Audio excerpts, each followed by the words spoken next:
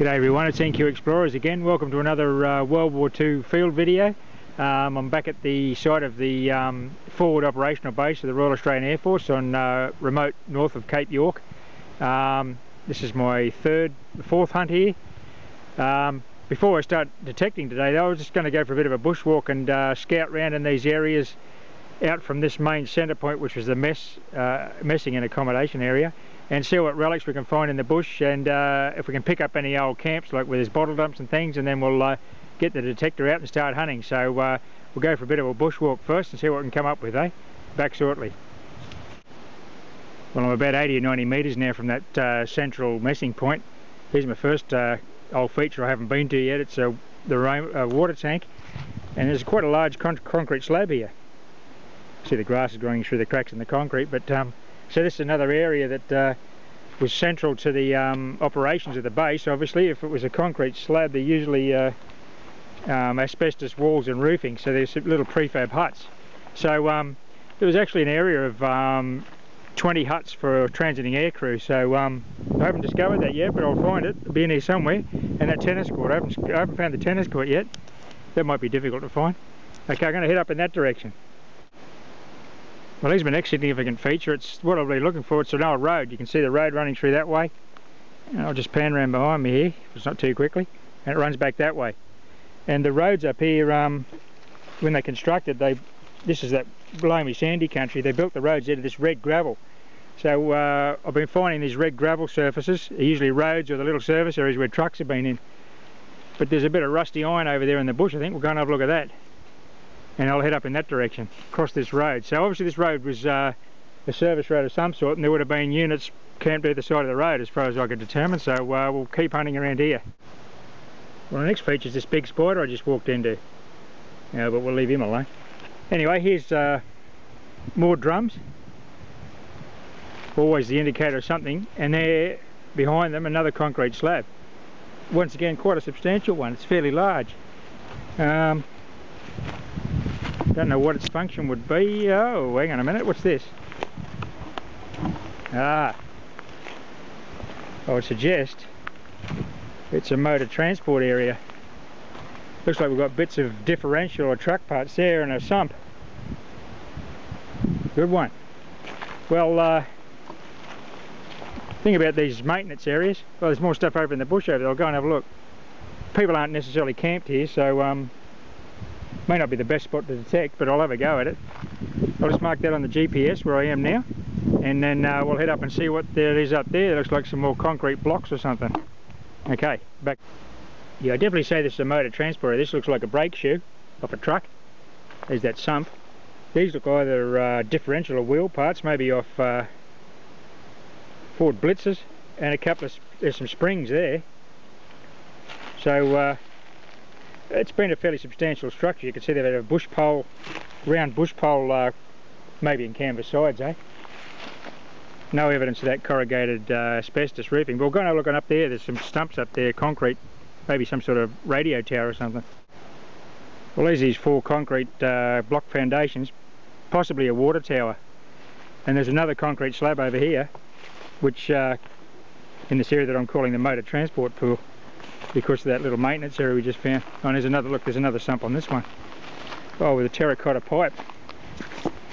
Well, this could have been an ablution block, who knows.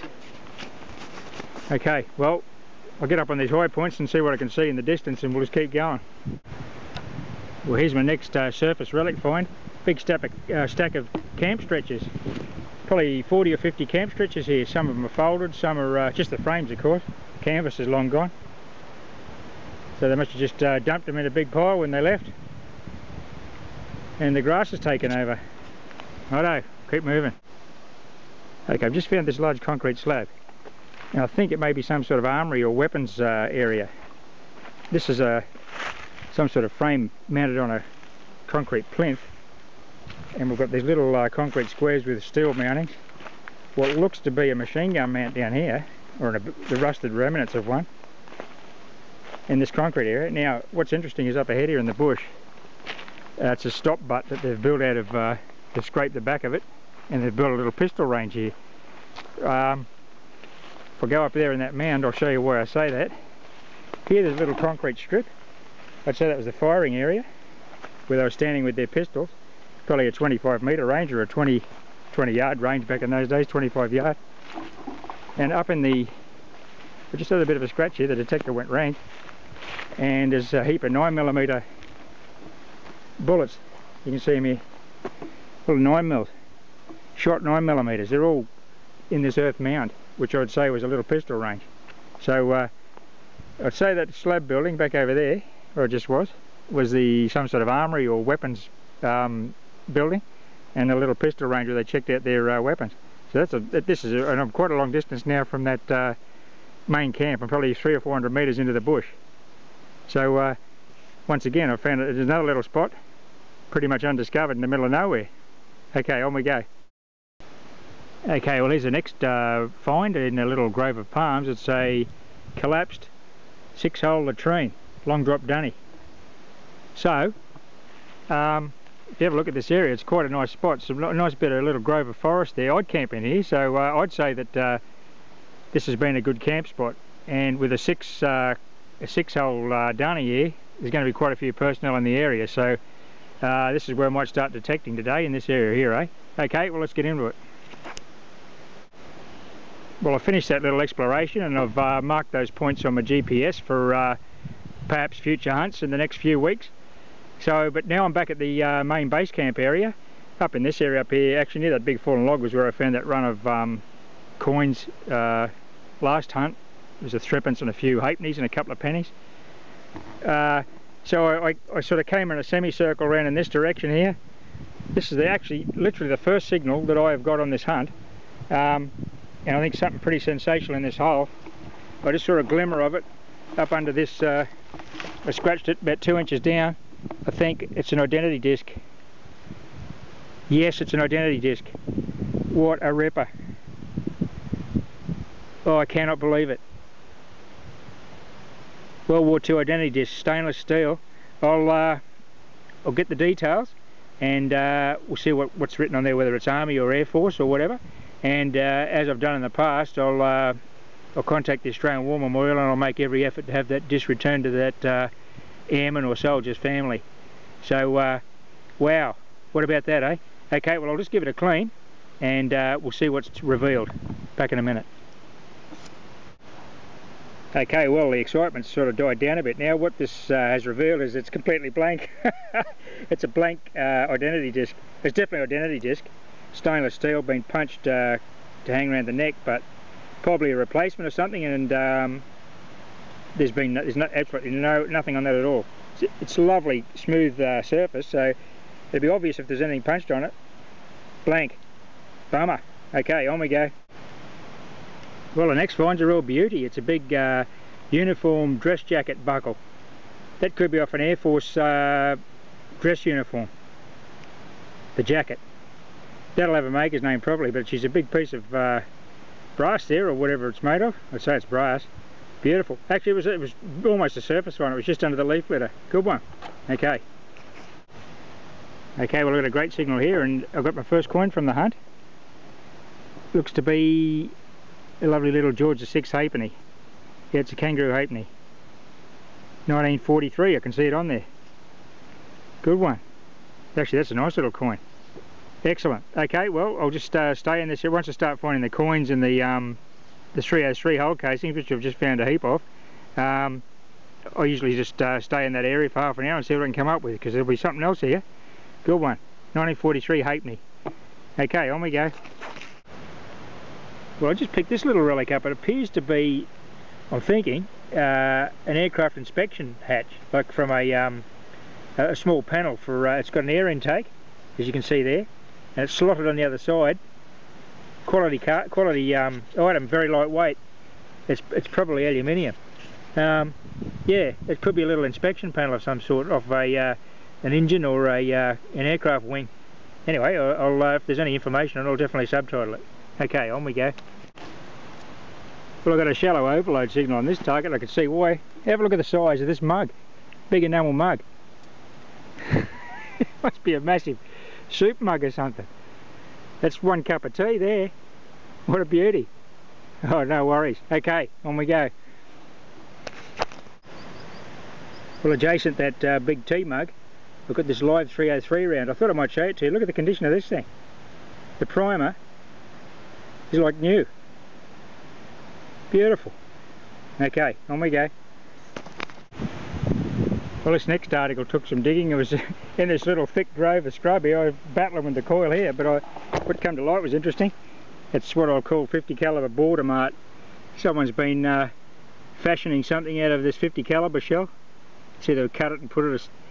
And anyway, either they made what they want out of the what's not here, or they gave up in disgust and dropped it, and I came along and picked it up. So we'll take that. Good one. Well, I've the last 10 minutes I've been deliberately detecting in difficult spots like this, just battling my way through this scrub like this. This is the kind of hunt conditions. Finally got a good signal here, which I've dug out now. It's in the mullock heap and I haven't looked at it. It's in here somewhere. It's in this long grass. Sounds fantastic.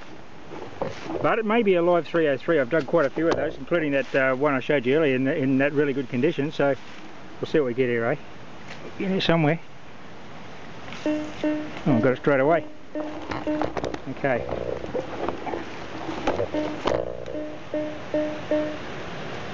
Sounds good.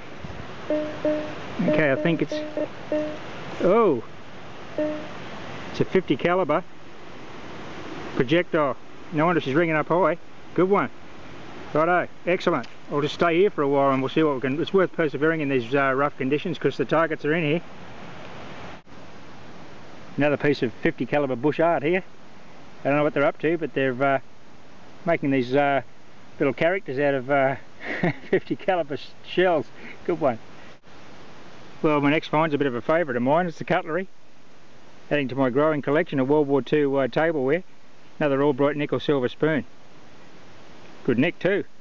But I love finding these things because I know I'm in the personnel concentration areas. It's great because you know that where people are dropping, if you're dropping coins and they're dropping cutlery, well, that's where they lived. Okay, on we go. Well, you get what you wish for. The next target, literally, is a teaspoon.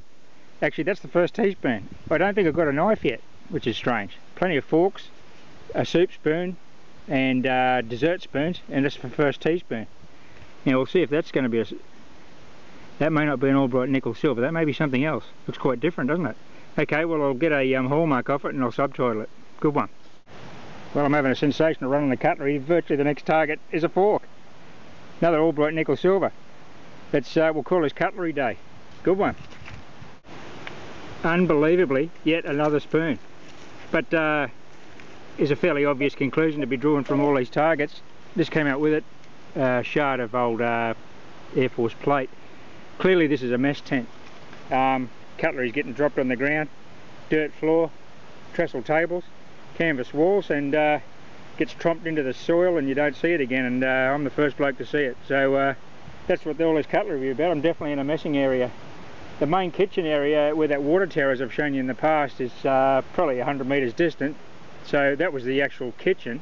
So clearly they would have little messing tents where the food was eaten around about the central kitchen. So I'd say that's where I am now. Well, the ammunition continues. Is the last three targets have just dug in close proximity to each other. Two 50 caliber hulls and a 50 caliber projectile. Followed by more ammo, a 45 ACP live round. Okay, on we go.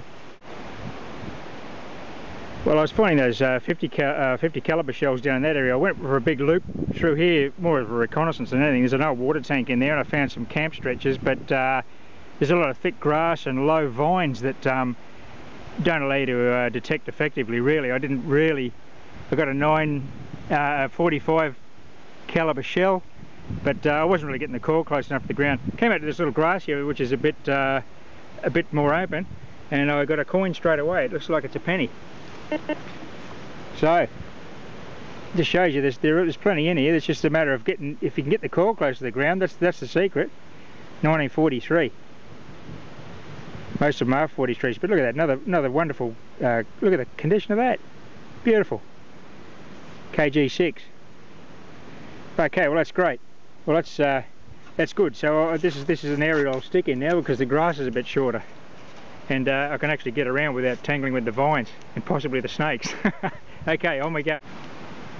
Well, I just got this interesting item. It's a quality fitting, and it looks like it's been curled up by someone at some point. I'll try to straighten it out and see if there's anything written on it, but yeah, it's definitely a high quality fitting of sorts. No idea what it is, but it may have some writing or maker's name or a Department of Defence error or something on it, so I'll be back shortly if I can get any ID on it, and I'll subtitle it. Well, it actually is straightened out. It's obviously serves some important purpose because it's precision drilled with those 6 holes. I'll magnify it when I get back and see what that might be. Looks interesting, doesn't it? Anyway, let's hope we can identify that later on. Good one. Next to this old anthill behind me, in front of us I mean, another mysterious piece of militaria comes to light. No idea. Once again, if there's any information on there, I'll subtitle it. Well, that's interesting. Once again, like I keep saying, they're quality fittings and they're obviously designed for some special purpose. Okay, on we go. Well, I probably pointed it out on an earlier video. This the Air Force pulled out of here in 1946, and the place has been disused ever since. So there's absolutely no modern targets. Every target will be a World War II target or a World War II rubbish. But it goes quiet for a little while, you get no targets, and I think that's the areas between the tents or where there's not so many personnel. Then you suddenly come across the tarpaulin loops, which give you an indicator you're in a tent area or maybe even a camp stretcher. Just got a couple of tarpaulin loops, and the next target was this lovely old webbing buckle. So I'm back on the back in the targets again. So it's been quiet for about half an hour, but then like I said, you start picking up the little loops, or even the 303 hull casings are a good indicator that people have been hanging around that area, so that's the way it's going on. Okay, what I'm after today is personnel encampments in this bush. There's a road through there that's abandoned long ago, and these camps are on either side of the road. Here looks to be an old latrine section. So the latrines are there. There's a little concrete slab in that direction, possibly a shower block. And what I found over here is a beer bottle dump. So this is all good. So there's a good chance we're going to find something in this spot. As you can see all these old beer bottles in a pile. I'll rake through there in a minute and see what I can find. And the grass isn't too long in here, so it mightn't be too bad. I'll have a go at it. So I'll be back soon with a find. Well, this is the best organised dump I've ever seen. A few broken bottles on top, including these clear ones, which I think are cordial bottles. But look how they've laid all the bottles out on the ground in a line. Complete beer bottles, 1943. Good one. No gloves as usual. 1942. Oh, she's just falling apart. Might get the full set of wartime beer bottles here. That one with no year on it. Look, the way they've just laid them in a line there, nice and neat. Well, it's better than slinging them into the scrub, I suppose. People get cut with broken glass. Okay, I'll just hang around here for a while and see what comes. Well, about 10 metres on, another larger bottle dump. I've had a bit of a scratch and pulled out all those bottles laying in a row again neatly, and there's some of these clear bottles. Like I said, I think these may be cordial bottles. Fortunately that one's broken. But that's if you consider the fact that there was the Aussies in here, that you wouldn't drink, that wouldn't take long to drink that much beer. So that's not a real big bottle dump. There's probably bigger ones than that around. Anyway, I'll just I'll concentrate this area around these bottle dumps, so they can't have been camped too far from here. On we go. Well, I may yet be onto something here. It looks like it may be a camp. I'm just behind those bottle dumps, and there's a bit of cutlery in the ground here. I don't know what it is, I haven't pulled it out yet. Oh, great big tablespoon. Well, that's another one to the set. I haven't got a tablespoon. Beauty. Well, that's good. Means the boys were here. On we go. Well, I've just been digging targets under that little old palm tree there. 45 ACP shot rounds. So you've got beer and you've got shooting, so it's all good. But here's a nice bottle I found in this dump. I think this might be one of those cordial bottles. I've seen a few broken ones, but this one's, it's got this nice flowery sort of pattern on it. Oh, it's complete. Beauty. Well, I'm calling it a cordial bottle. See, have a look at that. Nice. Clearly not a beer bottle. No date, but anyway, look, there'll be a manufacturer's name. I might be able to identify that, so I'll subtitle it and try to determine what that is. That's a nice bottle, that one. Good one. Another World War II relic. Ripper. Okay, oh, well, I'm just sort of hanging around this camp area, and where the grass will let me detect, I'm detecting. Okay, well, I'm still scratching in this World War II bottle dump. That's the clear bottle I got, which I called a cordial bottle. I've just found an amber one with the same flowery sort of pattern on it, which is not normal for the beer bottles we're finding up here. Actually, the clear one's still got its ripped top. It's the cap's still on that one. Maybe they weren't drinking cordial, I just dumped it. But there's nothing in that bottle. But yeah, I don't know, I'll subtitle any makers' names or any details that are on the base. Well, I'll have to give me a bit of a hand there, Aussie Pete. Okay, on we go. Well, about 30 metres from that bottle dump, I think I've got a sunbaker here. It's a coin. Been laying on top of the ground waiting for a while till I come along. Looks like it's a penny. A chopped penny. Check that out. The boys have been up to something here. Well, they've definitely been idle. This is a fairly common sort of thing you find in these camps. Okay, we'll have a look and we'll see if we can get a date off it. It looks like they've chopped the kangaroo up. Well, there she is. It's a 1938 King George VI kangaroo, or 75% of it.